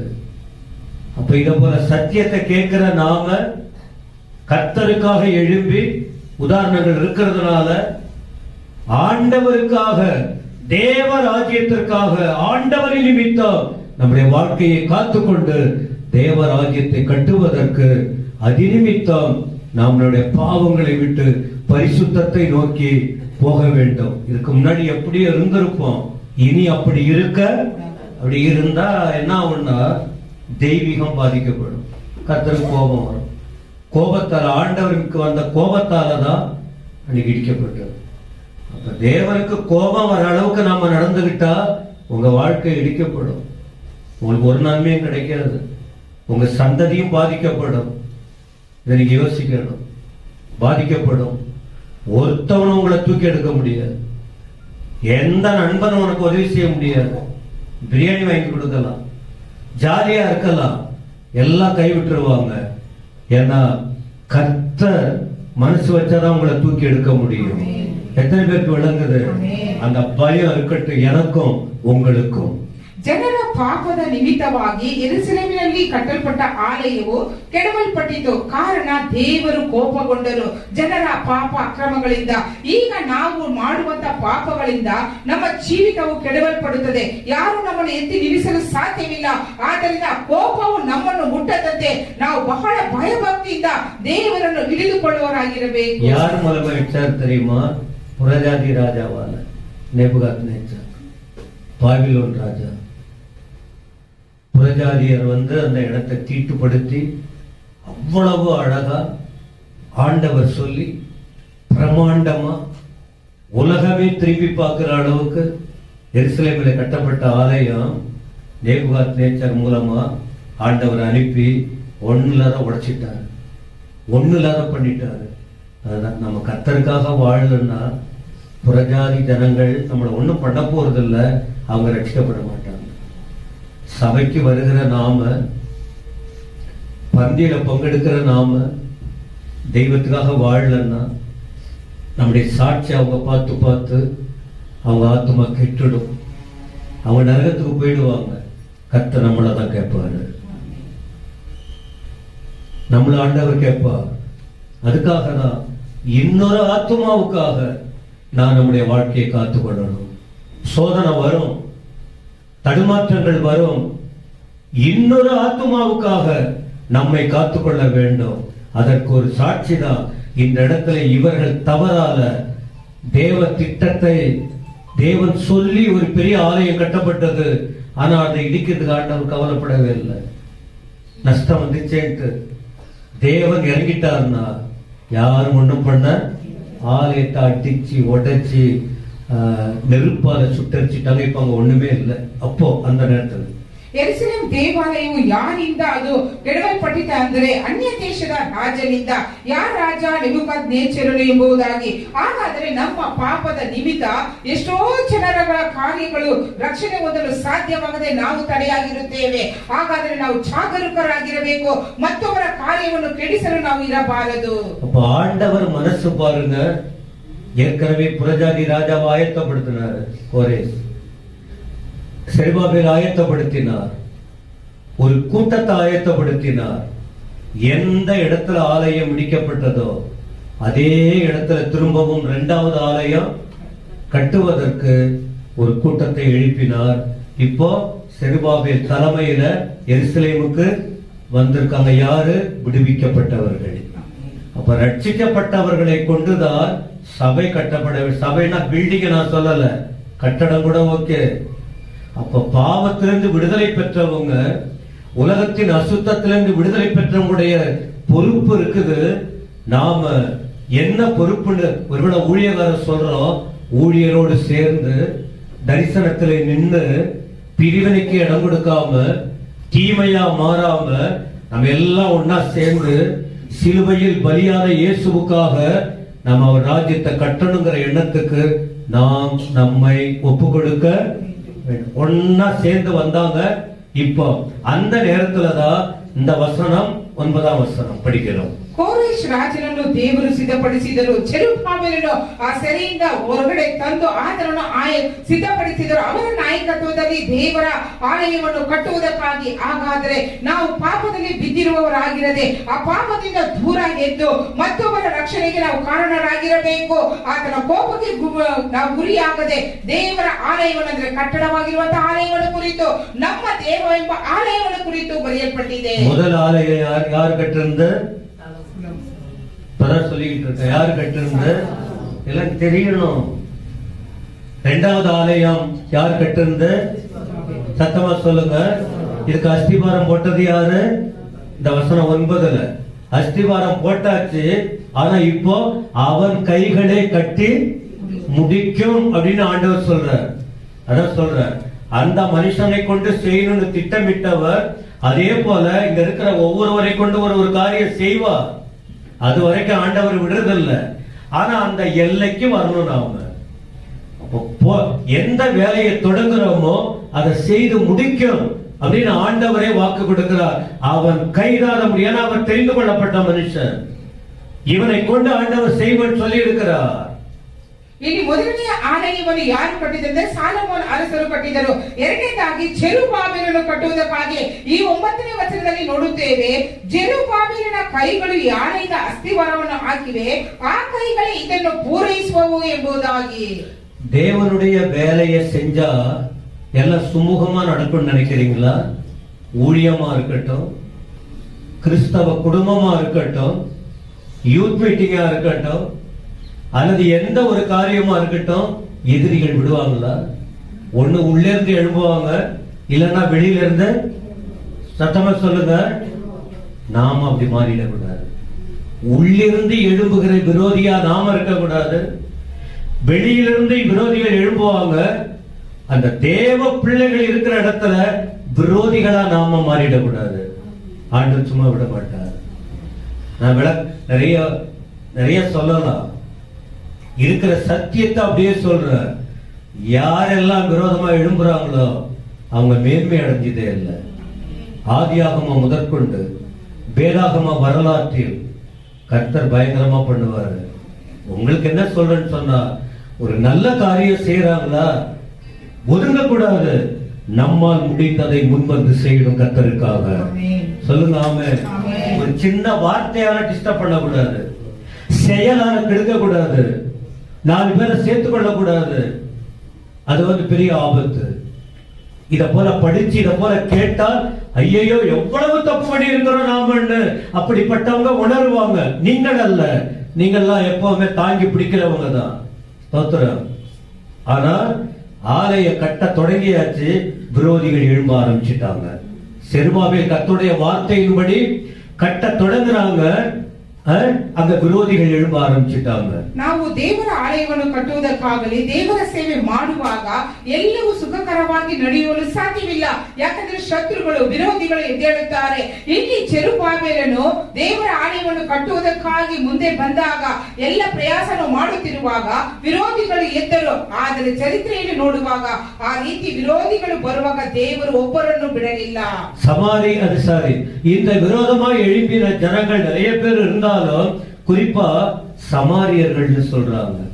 சமாரிய ஸ்திரீ பற்றிங்களா? யோவான் 4ல சமாரியர்னு ஒருத்தவங்க இருக்காங்க. யூதேயா, சமாரியா, பூமியின் சமாரியர் மற்றும் உள்ள ஜனங்கள் அப்படின்னா ஒரு கூட்ட ஜனம் அவங்களோட மற்றவங்களும் சேர்ந்துக்கிறாங்க. எதுக்கு? தேவனுடைய ஊழியத்தை தடை செய்ய. எத்தனை பேருக்கு விளங்குது? தேவ திட்டத்துக்கு விரோதமா வாயை யாரும் அசைக்க கூடாது. தேவனுடைய காரியம் நடக்கிறதுக்கு முடிஞ்சா நாம சப்போர்ட் பண்ணலன்னா அமைதியா இருந்துடணும். அப்படியே தூண்டி விட்டுட்டு வேடிக்கை பார்க்கிறவங்க இருப்பாங்க. நாம கூட ஒரு பெரிய ஆலயத்தை கட்ட யோசிச்சுட்டு இருக்கிறோம். அது குறித்த விவரங்களை சொல்லிக்கிட்டு இருக்கிறோம். நல்லது மட்டும்தான் நாம பேசணும், நல்லதுக்கு மட்டும் தான் முன்ன வரணும். வேற ஒரு சின்ன வார்த்தை கூட நீங்க சொன்னீங்கன்னா அப்புறம் நீங்க பாதிக்கப்படுவீங்க. பயமுறுத்தல உங்களை. நான் சத்தியத்தை அறிந்து சொல்றேன். நம்மால தேவ ஆலயம் கட்ட, தேவ ராஜ்யம் கட்டதுக்கு நாம முன்ன வரணும். மற்றபடி எந்த விதத்திலும் நம்மால் ஒரு ஆத்மா சோர்ந்து போகிற அளவுக்கு நாம காரணமா இருந்துவிட, என்ன சொல்ல வர வார்த்தை விளங்குறா விளங்கலையா? சத்தமா சொல்லுங்க. உங்க வீட்டாருக்கு நீங்க சொல்லணும். பயமா இருக்கு வசனம் படிக்கும் போது, தெரியாத எப்படியெல்லாம் இருந்தாச்சு, ஆனா இனி அப்படி இருக்க கூடாது. ஞான குறைவா பேசக்கூடாது, ஞான குறைவா எழும்பக்கூடாது, ஞான குறைவா ஒரு கூட்டத்தை எழுப்பி சபைக்காக ஊழியருக்காக தேவ ஜனங்களுக்கு முன்னால அந்த நிலைக்கு ஈடுபடக்கூடாதுங்கிற அந்த எண்ணத்தை உங்க பிள்ளைகளுக்கு சொல்லிக் கொடுங்க, உங்க புருஷனுக்கு சொல்லிக் கொடுங்க, வேதத்தை படிங்க, அப்போது நீங்க தெரிந்து கொள்ளுவீங்க. ಯೋಹಾನ ಬರೆದ ಸುವಾರ್ತೆ 4ನೇ ಅಧ್ಯಾಯದಲ್ಲಿ ನಾವು ಓದುತ್ತೇವೆ, ಸಮಾರ್ಯರು ಎಂಬುದಾಗಿ. ಆ ಸಮಾರ್ಯರೇ ಈ ದೇವರ ಆಲಯವನ್ನು ಕಟ್ಟುವುದಕ್ಕೆ ವಿರೋಧವಾಗಿ ಎದ್ದಂತ ಜನರು ಎಂಬುದಾಗಿ ಓದುತ್ತೇವೆ. ಆದ್ರೆ ಈಗ ನಾವು ನಮ್ಮ ಆಲಯವನ್ನು ಕಟ್ಟಲಿದ್ದೇವೆ, ಹೊಸ ಆಲಯವನ್ನು. ಒಂದು ಮಾತು ಬೇರೆಯಾಗಿ ಬರಬಾರದು, ವಿರೋಧವಾಗಿ ಬರಬಾರದು. ನಮ್ಮ ಕುಟುಂಬದಲ್ಲಿ ಮತ್ತವರಿಗೆ ನಾವು ತಿಳಿಸಿಕೊಡಬೇಕು. ಆ ರೀತಿಯಾಗಿ ನಾವು ತಡೆಯಾಗಿ ಇರುವುದಾದರೆ ದೇವರು ನಮ್ಮನ್ನು ಸುಮ್ಮನೆ ಬಿಡುವುದಿಲ್ಲ. நேற்று ஒரு கூட்டம் நடந்தது. 5000 பேர் கூடி ஜெபிக்கணும்னு சொல்லிட்டு ஒரு ஆலோசனை கொடுத்தாங்க. அவங்க கருத்து சொன்னாங்க. என்னையும் கூப்பிட்டு ஐயா கொஞ்ச நேரம் பேசுவார்னாங்க. நான் சொன்ன ஒரே ஒரு வார்த்தை, நடக்கும், கர்த்தர் நடத்துவார். ஆனா வாயை திறந்து மற்றவங்க சோர்ந்து போற அளவுக்கு எந்த வார்த்தையை நம்ம பேசிவிட, நல்லதும் பேசுவாங்க, கெட்டதும் பேசுறவங்க இருப்பாங்க. ஆனா நாம ஞானமா நம்முடைய வார்த்தைய காத்துக்கொண்டு செய்வோம். என ஜபத்துல விழுந்தால் நம்ம ஒரு பெரிய எழுப்புதலை கர்த்தர் கொடுப்பார் அப்படின்னு சொல்லிட்டு எனக்கு கிடைத்த வாய்ப்பை நான் சொன்னேன். அதனாலதான் யாருக்கு தெரியும் தேவன் வைக்கிற திட்டம், அந்த திட்டத்துக்குள்ளே வந்துதான் நானும் என் மனைவியும் என் பிள்ளைகளும் என் உடன்பிறப்புகளும் என் சொந்தங்களும் வந்து ஆண்டுடைய காரியத்தை செய்யறதுக்கு முன்வர வேண்டுமே தவிர, ஒரு கல்லை நீங்க எடுத்துட்டீங்கன்னா ஒரு கல்லா விழுந்துடும். ஓட்டையா இருக்கிற இடத்தை அடைக்கிறதுக்கு தான் முயற்சி பண்ணுமே தவிர, இருக்கிற அந்த ஓட்ஸ் அந்த கல்லை வெளியில இழுத்தீங்கன்னா அது யாரை இழுக்கிறாங்களோ என்ன ஆயிடும் தெரியுமா? அந்த காரியம் வளராது. எனவே நாம அந்த காரியத்தை புரிந்து கர்த்தருடைய காரியத்திற்கு இணைந்து செயல்பட ஒப்பு கொடுக்க வேண்டிய எதிர்ப்பு வரும். உங்களுக்கு தெரியுமா? இடரல் வரும். யாராவது ஒருத்தவங்க எழும்புவாங்க. ஆனா யார் மூலமா இடரல் வருதோ அவர்களுக்கு சத்தமா சொல்லுங்க, யாராவது எழும்பட்டும், ஏதாவது பேசட்டும். ஆனா தேவ சபையில் வளர்கிற நீங்களும் உங்கள் பிள்ளைகளும் நம்முடைய ரத்தத்தால் மீட்கப்பட்ட ஜனங்களும் ஒரு வார்த்தைக்கும் அசைக்காம எல்லாம் எழுப்பி தேவனுக்காக செயல்பட வேண்டும். எத்தனை பேர் இந்த வார்த்தைங்க விளங்குது? இவரு கட்டடம் கட்டுறதுக்கு மட்டும் இல்ல, எல்லாத்துக்குமே ஊழியமா இருக்கட்டும், எந்த முயற்சியா இருக்கட்டும். வாலிப பிள்ளைங்க செய்யறாங்க, சந்தோஷம். அப்ப ஏதாவது ஒருத்தவங்க சொல்லுவாங்க, அது நமக்கு வேண்டாம், முடிஞ்சா நீ செய்ய, இல்லன்னா ஒதுங்கி நில்லு. செய்யறவங்களை உற்சாகப்படுத்து, கர்த்தருடைய நாமம் மகிமைப்படட்டும். சத்தமா ஆமென் சொல்லுங்க. ನೆನಕೆ ಪಟ್ಟಣದಲ್ಲಿ ಒಂದು ಆಲೋಚನೆ ಕೂಡ ನಡೆಯಿತು ನಮ್ಮ ಬೋಧಕರಿಗೆ. ಯಾಕಂದ್ರೆ 5,000 ಜನರು ಕೂಡಿ ಪ್ರಾರ್ಥಿಸುವಂತ ಬಗ್ಗೆ ನಮ್ಮ ಬೋಧಕರಿಗೆ ಸಮಯ ಬರುವಾಗ ಅವರು ಹೇಳಿದರು, ಇದು ಕಾರಣ ಏನೆಂದರೆ ದೇವರು ಇದನ್ನು ನಡೆಸುವರು, ಆದ್ರೆ ಎಲ್ಲರ ಬಾಯಿಗಳು ಮುಚ್ಚಲ್ಪಡಬೇಕು, ಯಾರ ಮಾತಿನಿಂದಲೂ ಮತ್ತೊಬ್ಬರಿಗೆ ಬೇಸರಗೊಳ್ಳಬಾರದು ಎಂಬುದಾಗಿ. ಆದ್ದರಿಂದ ನಾನು, ನನ್ನ ಗಂಡ, ಮಕ್ಕಳು, ನಮ್ಮ ಕುಟುಂಬದಿಂದ ಮತ್ತೊಬ್ಬರಿಗೆ ಯಾವ ಬೇಸರಿಗೆ ಉಂಟಾಗಬಾರದು. ಒಂದು ವೇಳೆ ನಮಗೆ ಸಹಾಯ ಮಾಡುವುದಾದ್ರೆ ಮಾಡಬೇಕು, ಇಲ್ಲ ಅಂದ್ರೆ ನಾವು ಸುಮ್ಮನೆ ಇರಬೇಕು, ಬಾಯಿಗಳನ್ನು ಮುಚ್ಚಿಕೊಂಡು. ಯಾಕಂದ್ರೆ ದೇವರು ಅದನ್ನು ಗಮನಿಸುವವರಾಗಿದ್ದಾರೆ. இந்த சமாரியரும் மற்ற ஜனங்களும் எதுக்கு சொல்றேன்னா, ஒருத்தவங்க தப்பு பண்ணா 10 பேர் அவங்களோட சேர்ந்துக்குவாங்க. இது தப்பாச்சே, இது கடவுள் பாக்குறாரு, இது கடவுளுடைய வேலையாச்சே அப்படிங்கிற அந்த எண்ணம் வராது. அதுல ஒரு சந்தோஷம் அவங்களுக்கு. சமாரியர் எழும்புறாங்க, மற்றவங்களும் ஒன்னா சேர்ந்துக்கிட்டாங்க. எத்தனை வருஷம் தடையாச்சு தெரியுமா? 16 வருஷம் ஆலயம் கட்ட முடியல. செருபாபேல் கட்டடத்தை தொடங்கிட்டார், அஸ்திபாரம் போட்டார். ஆண்டவர் சொன்னார், இவன் கையே செய்து முடிக்கணும்னு சொன்னார். ஆனா 16 வருடங்கள் இந்த ஆலயம் கட்டாம தடையாயிடுச்சு. எதனால் தெரியுமா? மற்றவங்க கிளறி விட்டதுனால. ஒரு சபையில 150 குடும்பம்னா 150 குடும்பங்களும் ஒரே கையில இருக்கணும். ஆமென் சொல்லுங்க. ஏன் தெரியுமா? தேவனுடைய ராஜ்யத்தை கட்டுவதற்கு. இது ஏன் இப்படி சொல்லிக்கிட்டு இருக்கேன்னா, மற்றவங்களை நீங்க ஆயத்தப்படுத்தணும், அதுக்காக தான் சொல்லி கொண்டு இருக்கிறேன். ಇಲ್ಲಿ ಚೆರುಬಾಬೆಲ ಮುಖಾಂತರವಾಗಿ ಆಲಯವನ್ನು ಕಟ್ಟುತ್ತೇನೆಂಬುದಾಗಿ ದೇವರು ಹೇಳಿದರು. ಆದರೆ ಅಲ್ಲಿ ತಡೆಯಾಯಿತು. ಎಷ್ಟು ವರ್ಷ ಗೊತ್ತಾ? 16 ವರ್ಷ. ಯಾಕಂದ್ರೆ ಮತ್ತೊಬ್ಬರು ಅಂದ್ರೆ ಈ ಜನರೊಟ್ಟಿಗೆ ಸೇರಿಕೊಂಡು ಸಮಾಧಿಯರ ಜೊತೆಗೆ ಸೇರಿಕೊಂಡು ತಡೆ ಮಾಡಿದ್ದರಿಂದ ಅದು ತಡೆಯಾಯಿತು. சரி, ஆண்டவர் விட்டுட்டாரா? 16 வருஷம் கழிச்சு எதிரிங்க வந்துட்டாங்க, அப்படி விட்டுருவோம் ஆண்டவர் விட்டாரா? இல்ல. இந்த செருபாபேலை பலப்படுத்தி தைரியப்படுத்தி நடத்துவதற்கு ஆண்டவர் தீர்க்கதரிசிகளை கிட்ட கொண்டு வந்தாரு. அந்த தீர்க்கதரிசியின் வார்த்தையில ஒண்ணுதான், பலத்தினாலும் அல்ல, பராக்கிரமத்தினாலும் அல்ல, என்னுடைய ஆவியினாலேயே. மனுஷங்க தடை பண்ணலாம், ஆனா கர்த்தர் கூட இருந்து தம்முடைய பிள்ளைகளை கொண்டு எதை செய்து முடிக்கணும், யாரை கொண்டு செய்யணும் கர்த்தர் விரும்புகிறாரோ ஏற்ற நேரத்தில் சொல்லுவார், ஏற்ற நேரத்தில் செய்வார். இதை யாரும் தடை செய்ய முடியாது. சொன்ன தேவன் செய்து முடிக்க வல்லவராய் இருக்கிறார். ಜೆರುಬ್ಬಾಬೆಲನಿಗೆ ದೇವರು ಹೇಳಿದರು, ಯಾರು ಏನು ಮಾಡಿದರು ಮಾತನಾಡಿದರು ಹೇಳಿದರು ತಡೆಯಾಗುವುದಿಲ್ಲ. ಇದಕ್ಕಾಗಿಯೇ ಪ್ರವಾದಿಗಳನ್ನು ದೇವರು ಆರಿಸಿಕೊಂಡರು. ಜಕರೀಯನ ಮುಖಾಂತರವಾಗಿ ಈ ಮಾತುಗಳು ಬಂದಿತ್ತು. ಪರಾಕ್ರಮದಿಂದಲ್ಲ, ಬಲದಿಂದಲ್ಲ, ನನ್ನ ಆತ್ಮದಿಂದಲೇ ಆಗುವುದು ಎಂಬುದಾಗಿ, ಸೇನಾಧೀಶ್ವರ ಯೆಹೋವನ ನುಡಿ ಎಂಬುದಾಗಿ. இந்த செருபாபேலை பலப்படுத்தி எப்படிப்பட்டவங்களும் ஒரு முயற்சி பண்ணும்போது இஷ்டத்துக்கு பின்னால பேசினா, அதை ஏதாவது தடை பண்ணா விட்டுருவாங்களே, மனசோர்வாயிடும். அதுதான் அடிக்கடி சொல்லிக்கிட்டு இருக்காங்க. இந்த வார்த்தை முதலாவது, செயல் ஒண்ணு இருக்கட்டும். இந்த வார்த்தை இருக்கு. போன வார்த்தையில நாம பார்த்தோம், வார்த்தையினால் உண்டாகிற இடைஞ்சல் என்னன்னு. அதுதான் நாம அமைதியா இருக்கணும்.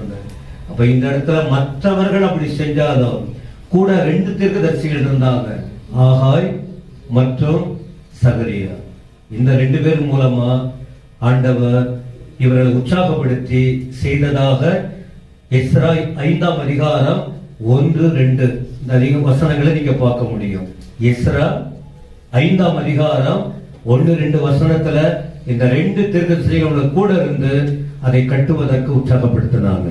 ಈ ಚೆರುಬ್ಬಾಬೆಲನಿಗೆ ವಿರೋಧವಾಗಿ ಎದ್ದಾಗ ಆತನು ಮನ ಕಷ್ಟಪಟ್ಟರು. ಅದಕ್ಕಾಗಿಯೇ ದೇವರು ಪ್ರವಾದಿಗಳನ್ನು ಆರಿಸಿಕೊಂಡಂತಾರೆ. ಯಾರಂದ್ರೆ ಅಗ್ಗಾಯ ಮತ್ತು ಜಕರೀಯ.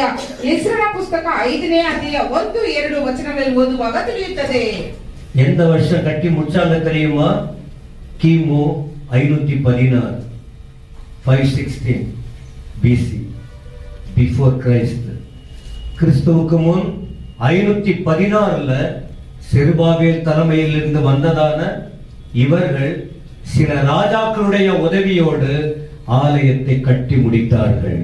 ஆண்டவர் சொன்னார்ல, அஸ்திபாரம் போட்டது இவன், இவன் கையே இதை என்ன செய்யும், கட்டி முடிக்கும். எதிர்ப்பு வந்தது, எதிரிகள் எழுப்புறாங்க. ஆனா செருபாபேல் விலகல்ல, உறுதியா நின்றார். கர்த்தருடைய ராஜ்யம், ದೇವಾಲಯ ಕಟ್ಟಿ ಮುಡಿக்கப்பಟ್ಟது. ಅನೇಕ ಸಮಸ್ಯೆಗಳು, ವಿರೋಧಗಳು, ಶತ್ರುವಿನ ಕಾಟಗಳು ಬಂದರು. ಜೆರುಬ್ಬಾಬೆಲನು ಸೋತು ಹೋಗಲಿಲ್ಲ, ದೇವರಲ್ಲಿ ದೃಢವಾಗಿ ನಿಂತರು. ಆದ್ದರಿಂದ ಈ ಆಲಯವನ್ನು ಯಾವಾಗ ಕಟ್ಟಿ ಮುಗಿಸಿದರು ಎಂಬುದಾಗಿ ನೋಡಿದಾದ್ರೆ ಕ್ರಿಸ್ತ ಪೂರ್ವ 516ರಲ್ಲಿ ರಾಜರ ಸಹಾಯದಿಂದ, ಅನೇಕ ಜನರ ಸಹಾಯದಿಂದ ಈ ಆಲಯವನ್ನು ಕಟ್ಟಿ ಮುಗಿಸಿದರು. எஸ்ரா 6ஆம் அதிகாரத்தில் 14 படிச்சு பாருங்க, எந்தெந்த ராஜாக்கள் கூட இருந்தாங்க, எப்படி கட்டினாங்கன்னு. எஸ்ரா 6ஆம் அதிகாரம் 14ஆம் வசனத்துல நீங்க பார்க்க முடியும். ಎಜ್ರಾ 6ನೇ ಅಧ್ಯಾಯ 14ನೇ ವಚನದಲ್ಲಿ ಯಾವ ಯಾವ ಅರಸರು ಯಾರ್ಯಾರು ಇದನ್ನು ಕಟ್ಟಿದರು ಎಂಬುದಾಗಿ ಬರೆಯಲ್ಪಟ್ಟಿದೆ. சரி, இவர் கட்டினார ஆலயம் கடைசி வரைக்கும் நின்றதா? பிரமாண்டமா இருந்ததா? திரும்ப எதிரிகள் எழும்புனாங்களா? இதை இடிச்சு போட்டாங்களா? யார் யார் என்ன பேசுனாங்க? அடுத்த வாரம் பார்ப்போம்.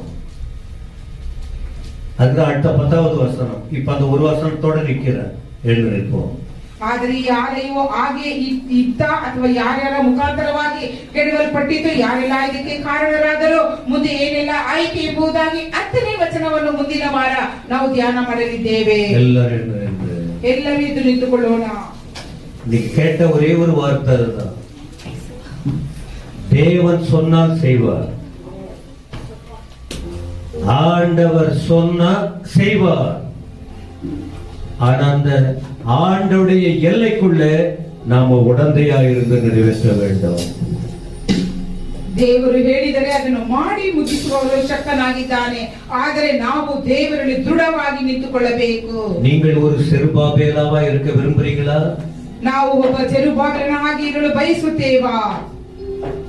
எல்லாரும் கர்த்தருடைய ராஜ்யத்தை கட்ட, தேவாலயத்தை கட்ட கர்த்தர் தேர்ந்தெடுத்திருக்கிறார். ಎಲ್ಲರೂ ದೇವರ ರಾಜ್ಯವನ್ನು ಕಟ್ಟುವುದಕ್ಕೂ ಆತನ ನಾಮವನ್ನು ಮಹಿಮೆ ಪಡಿಸುವುದಕ್ಕಾಗಿ ಎಲ್ಲರನ್ನು ಆರಿಸಿಕೊಂಡಿದ್ದಾರೆ.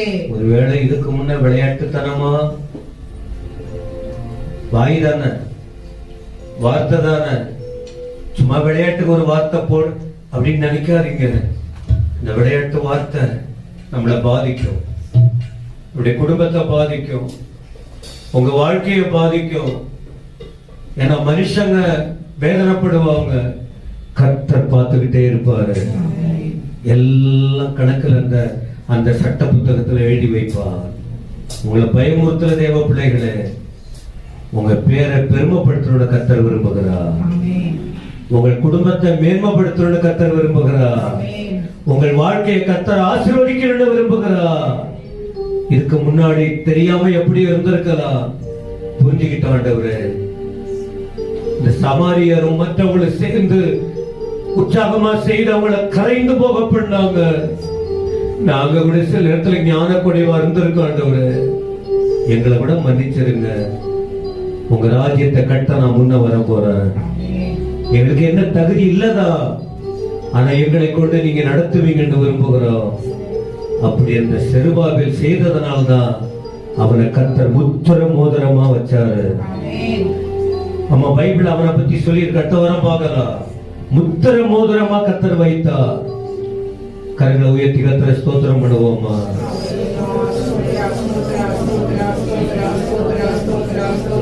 கண்டிப்பா அந்த வார்த்தை உங்களுக்கு விளங்கி இருக்கும்னு நினைக்கிறேன்.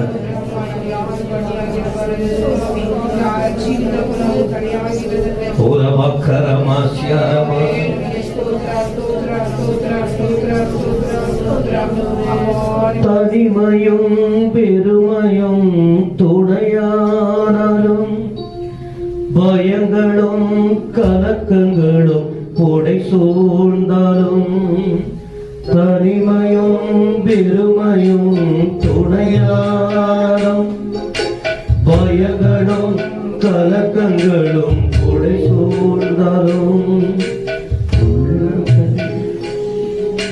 சுமந்திடுவீரே மார்போடு சேர்த்தென்னை அணைக்கிடுவீரே, உள்ள கையில் வரைந்தென்னை சுமந்திடுவீரே, மார்போடு சேர்த்தென்னை அணைத்திடுவீரே. அப்பா நீங்க எனக்கு இருக்க பயமில்லையே, என் தகப்பன் நீங்க சுமந்து கொள்ள கலக்கமில்லையே.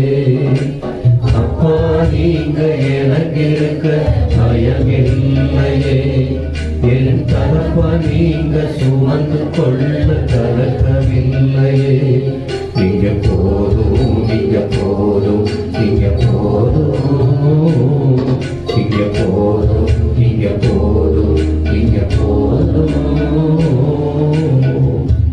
நீங்க சொல்லப்பட்ட வார்த்தை எத்தனை பேருக்கு விளங்குகிறது? நாம் நன்றாக இருக்க வேண்டுமானால், தேவ ஆசீர்வாதம் எனக்கு வேண்டுமானால், தேவனுடைய வருகையில் நான் செல்ல வேண்டுமானால் நான் என்ன செய்ய வேண்டும்? எனக்கு கொடுத்த பொறுப்பில் நான் எப்படி செயல்பட வேண்டும் என்கிற காரியத்தை ஆண்டவர் நம்மோட சொல்லி இருக்கிறார். அழகா நடத்துறாரு. நம்மளை நேசிக்கிற ஆண்டவர். ஆவியானவர் உதவியை நாடுங்க. கரங்களை உயர்த்தி கர்த்தரை ஸ்தோத்திரம் பண்ணுவோமாக.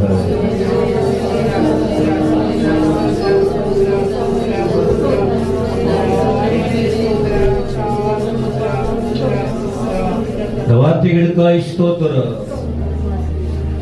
இரண்டாவது ஆராதனைக்காக ஸ்தோத்திரம். எல்லாம் ஒழிஞ்சு போயிடும். உங்க வார்த்தை மட்டும் ஒழியாத ஆண்டவரே. இந்த வார்த்தை வெறுமையாய் திரும்பாது. எதற்காய் அனுப்பப்பட்டதோ அதை அப்படியே செய்து முடிக்கும். எங்க சபையில் உள்ள மக்கள் சத்தியத்தில் வளரட்டும். எல்லாரும் ஒரே குடும்பம். இந்த குடும்பம் என்ற நிலையில் நாங்கள் எழுந்து கட்ட வேண்டும்.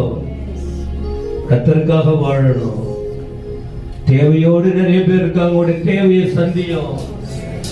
கவலையோடு இருக்காங்க, அவங்களுடைய கவலைகளை மாற்றும். பலவீனத்தோடு இருக்காங்க, அவங்களுடைய பலவீனத்தை மாற்றி போடும். குடும்பத்தை குறித்தும் பிள்ளைகளை குறித்தும் மற்றதை நினைத்தும் வருத்தத்தோடு இருக்கிற மக்கள் அந்த இருதயத்தில் உள்ள எல்லா சூழ்நிலையை மாற்றி போடும்படி வேண்டுகிறோம். நான் கர்த்தரை தேடி வந்த தேவனினோடு இடைப்பட்டார், இனி ஆண்டவருக்காக நாங்கள் வாழ வேண்டும் என்கிற தீர்மானத்தோடு இருக்க எல்லாருக்கும் கிருபைதாரும். எல்லா மகிமை உமக்கு ஏறெடுக்கிறோம். இயேசுவின் நாமத்தில் பிதாவே. கர்த்தரா இருக்கிற இயேசு கிறிஸ்துவின் கிருபை, பிதாவாகிய தேவனுடைய அன்பு, தூயாவியனுடைய ஆசீர்வாதம் நம் அனைவரோடும் கர்த்தர் வருகிற வரைக்கும் நிலைத்திருப்பதாக. ನನ್ನ ಮನವೇ ಕೊಂಡಾಡು. ನನ್ನ ಸರ್ವೇಂದ್ರಿಯಗಳೇ ಆತನ ಪವಿತ್ರ ನಾಮವನ್ನು ಕೀರ್ತಿಸಿರಿ. ನನ್ನ ಮನವೇ ಯೆಹೋವನನ್ನು ಕೊಂಡಾಡು. ಆತನ ಮಾಡಿದ ಉಪಕಾರಗಳಲ್ಲಿ ಒಂದನ್ನು ಮರೆಯಬೇಡ. ಆಮೆನ್. ಆಮೆನ್. ಕರ್ತನೇ ಆಶೀರ್ವದಿಸೋಣ.